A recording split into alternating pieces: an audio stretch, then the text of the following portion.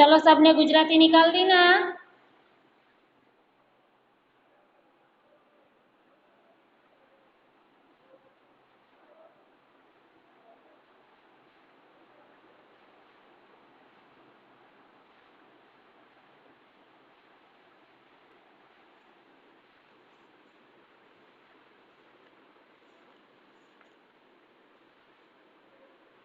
तो हमने क्या पढ़ा था आगे? साची हद, साची हज पढ़ा था ना।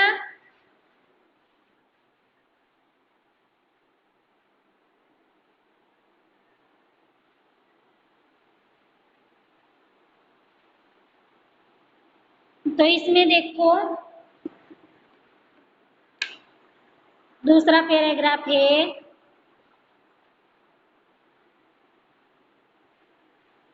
बीजा दिवसे तेओ दमास्कस जवा रवाना थया।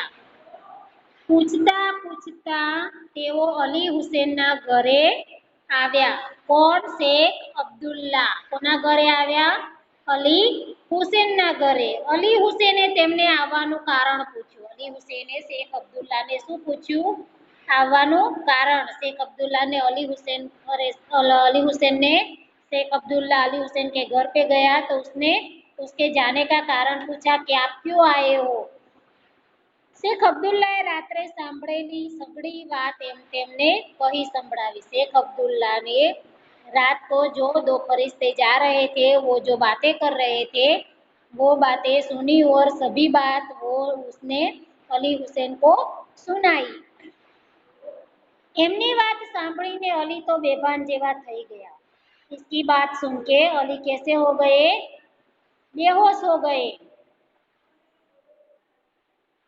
ये कौन कर रहा है सुमित? ऐसा मत करना, मैं रिमूव कर दूंगी।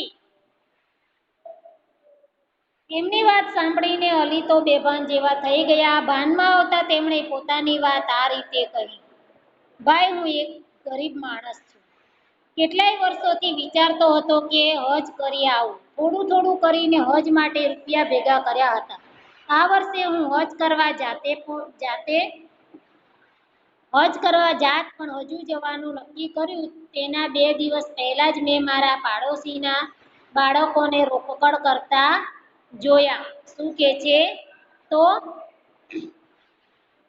ये अली हुसैन और शेख अब्दुल्ला बोल रहे हैं कि मैंने 2 फरिश्तों को ऐसी बातें करते हुए सुना है और वो उसको सभी बात बताता है। उसकी बात सुनकर अली क्या हो गए? बेहोश हो गए। अली हुसैन क्या हो जाते हैं? शेख अब्दुल्ला की बात को सुन के बेहोश हो जाते हैं। जब उसको होश आता है तब वो बोलते हैं कि તેમણે પોતાની વાત આ રીતે કહી, ભાઈ હું એક ગરીબ માણસ છું। शेख अब्दुल्ला क्या बोले कि भाई मैं एक गरीब मानस हूँ। કેટલાય વર્ષોથી વિચારતો હતો કે હજ કરી આવું। कितने सालों से मैं सोच रहा था कि मैं भी ये हज की यात्रा मुझे करनी है। ऐसा થોડું થોડું કરીને હજ માટે મેં રૂપિયા ભેગા કર્યા હતા। થોડું થોડું કરીને મેં यानी कि थोड़े थोड़े बहुत पैसे इकट्ठे करके मैंने थोड़े पैसे इकट्ठे कर लिए थे। આ વર્ષે હું હજ કરવા જાત પણ હજ જવાનું નક્કી કર્યું તેના 2 દિવસ પહેલા જ મેં મારા પાડોશીના બાળકોને રોકકડ કરતા જોયા। मैं इस साल हज करने का सोच ही रहा था कि ऐसे हज करने के लिए मेरे पास थोड़े बहुत पैसे इकट्ठे हो गए हैं और मैं जाने की तैयारी में ही था और मेरे पड़ोसी के बच्चे जो थे वो रोते हुए ककड़ते हुए मैंने देखा।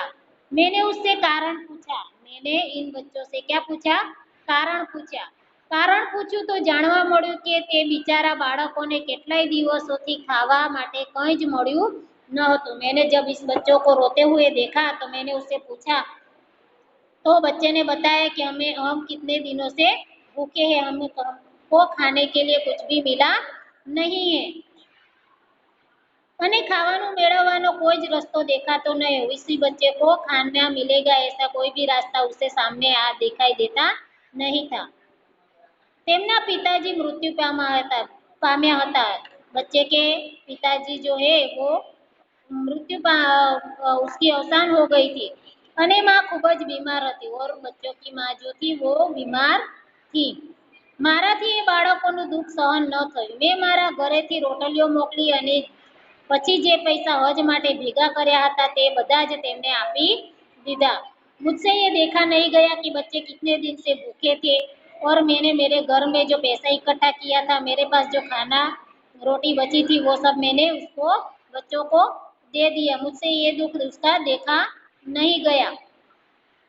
मैं विचारूं कि हज तो गमे त्यारे जई सकाशे. मैंने सोचा कि ये तो यात्रा यात्रा है जो हज की, वो तो कब भी हो सकती है, कभी भी मैं कर लूंगा, लेकिन ये भूखे प्यासे बच्चे मेरे से उसका दर्द देखा नहीं जाता. પરંતુ આ બાળકોની तकलीफ तो मारे આજે જ दूर करवी જોઈએ. किंतु इस बालक बच्चे की जो तकलीफें है, जो दर्द दुख है, वो मुझे आज ही उसका दूर करना चाहिए. હવે આપ કહો, તેઓની આ હાલત જોઈને હું હજની ખુશાલી કેવી રીતે ઉજવી શકું? अब आप ही बताइए. क्या बोलते हैं शेख अब्दुल्ला अली हुसैन को कि अब आप ही बताइए, ऐसे बच्चे रोते हुए मैं देख सकता हूँ कभी? मैं अपनी खुशी के लिए इन बच्चों को रोते हुए छोड़ के नहीं जाना सकता और मैं भी ये खुशी क्या पा सकूंगा? तो ये हमारा दूसरा पैराग्राफ था, साची हज. तो इधर तक सबको समझ में आ गया होगा. अब आगे देखते हैं.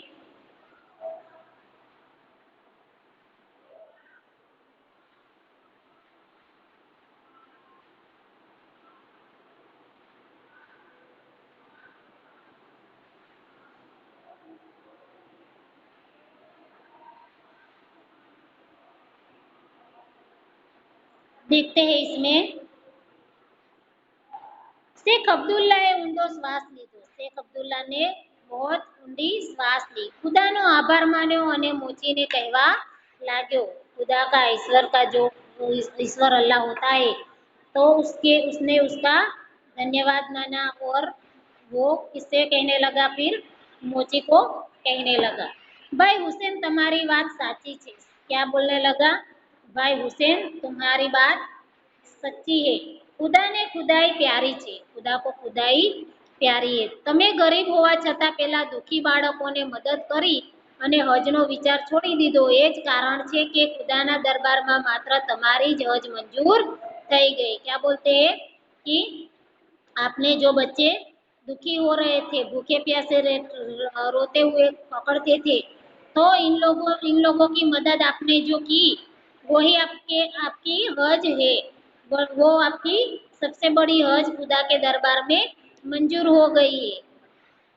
अली हुसैन आंख में जर्जरिया साथे आकाश तरफ जोता रहे. अली हुसैन आंख में आंसू आ गए थे थोड़े बहुत, और वो उसके साथ आकाश में देखते रहे. मनोमन खुदा नो आभार मानता रहे. उसने मन ही मन में खुदा का आभार माना. शेख અબ્દુલ્લા ઉઠ્યા.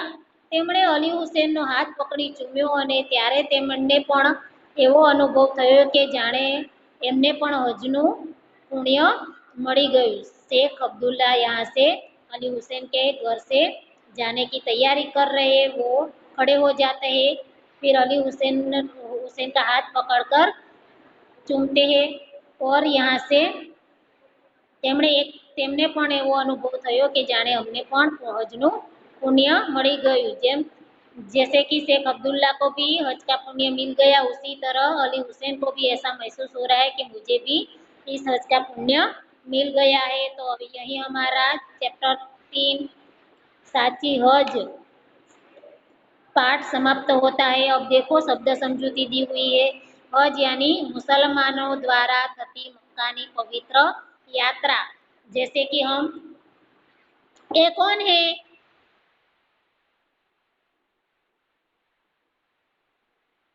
हज यानी मुसलमानों द्वारा थती मक्कानी पवित्र यात्रा. जैसे मुसलमान लोग मक्का मदीना जाते हैं, हमारे हिंदी गुजराती लोग जैसे काशी है, हरिद्वार है, जैसे पवित्र धाम जो है वहाँ पे जाते हैं. सबकी अलग अलग धर्म के हिसाब से यात्रा होती है. फरिश्तो यानी देवदूत. फरिश्तो यानी देव के दिए हुए दूत. आश्चर्य यानी नवाई. सोचना, सोच में डूब जाना, नवाई. दमास्कस यानी कि सीरिया देशનું એક શહેર દમાસ્કસ. हाजी तो हज करी आवनार व्यक्ति, जो यात्रा करके आता है, जो मक्का मदीना की पवित्र यात्रा करके जो वापस आता है, उसको क्या बोलते हैं? हाजी अली ऐसा बोलते हैं। तो वो क्या है कि हज की हज करी आवनार है, हज की यात्रा करके वापस आनार व्यक्ति को हम हाजी बोल सकते हैं। तो यहाँ तक आप सबको समझ में आ गया। तो નીચે રૂઢિપ્રયોગો આપેલા છે, મન મારીને બેસી રહેવું. શું? મન મારીને બેસી રહેવું, તો મનની ઈચ્છાને દબાવી રાખવી. तो वाक्य है कि जो शेख अब्दुल्ला को, उसको कौन सी इच्छा थी? तो उसको हज करने की इच्छा थी, पर वो कैसे थे? गरीब थे। उसके पास इतने सारे पैसे नहीं थे कि वो हज की यात्रा कर सके, इसीलिए उसने अपनी इच्छा को मन में दबा के रख दिया था।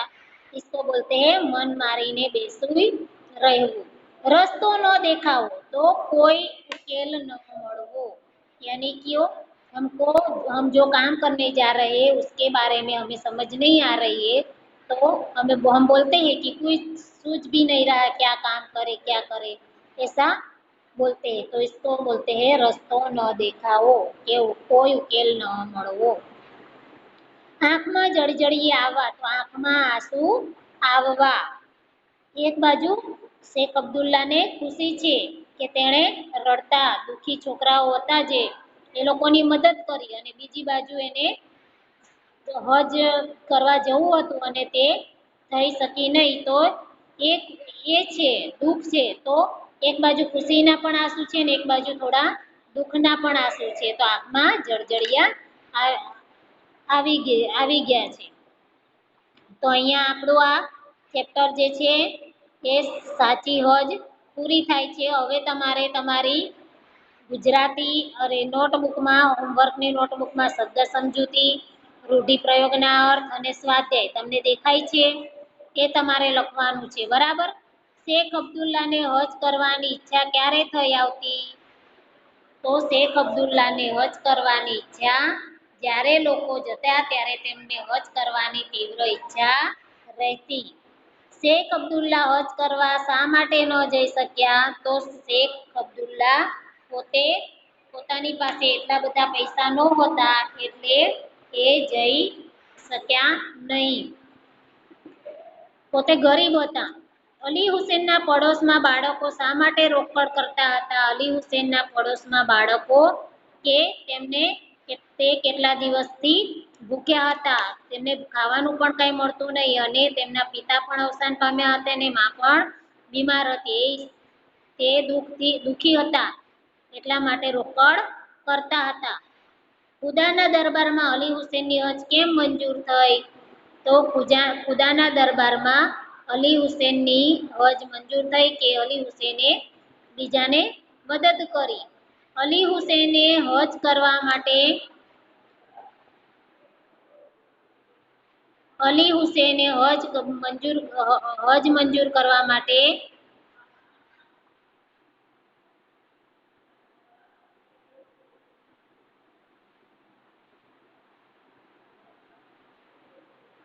देखो आगे, અલી હુસેને હજ કરવા માટે ભેગા કરેલા પૈસાનું શું કર્યું? તો અલી હુસેને હજ કરવા માટે ભેગા કરેલા પૈસાને તેણે પાડોશીના છોકરાઓને આપી દીધા કે તે 2 ટાઈમનું ખાવાનું મેળવી શકે. તો અહીંયા આપણું આ ચેપ્ટર પૂરું થાય છે. સાચી હજ તો તમારે તમારી નોટબુકમાં શબ્દ સમજૂતી, રૂઢિપ્રયોગ અને સ્વાધ્યાય पाठમાંથી જોઈને जवाब लखवाना है। एक क्वेश्चन दिए है, इसके आंसर आपको इसी चैप्टर में से ढूंढ के लिखने हैं। रूढ़ि प्रयोग जो है अभी मैंने बोला है, मन मारी ने बेसी रहવું, मन की इच्छा ने दबावी रखनी, वो अर्थ दिया है, उसका वाक्य भी बनाना है। रस्तो न देखाવો, कोई उकेल न મળવો, आँखમાં જળજળિયા આવવા, आँखમાં આંસુ આવવા, તો આ તમારે નોટબુકમાં લખવાનું છે। તો આ અહીંયા સુધી ખબર પડી ગઈ બધાને?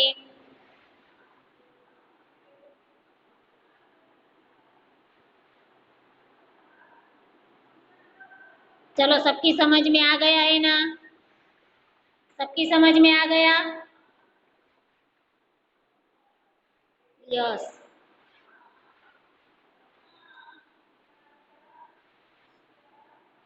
समझ में आ रहा है सबको? अपनी हैंड राइज कीजिए मोबाइल से ऐसे, ताकि मेरे को समझ में आए कि सबको समझ में आ रहा है।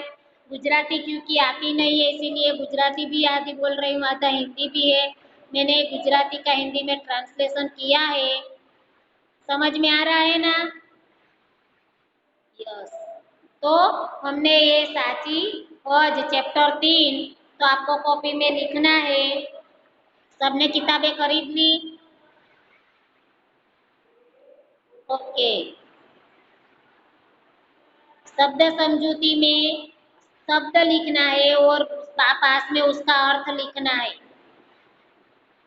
अभी मैं इसकी फोटो खींच के भेज दूंगी, तो आप लोग जिसके पास किताब नहीं है वो कर लेना। सही है?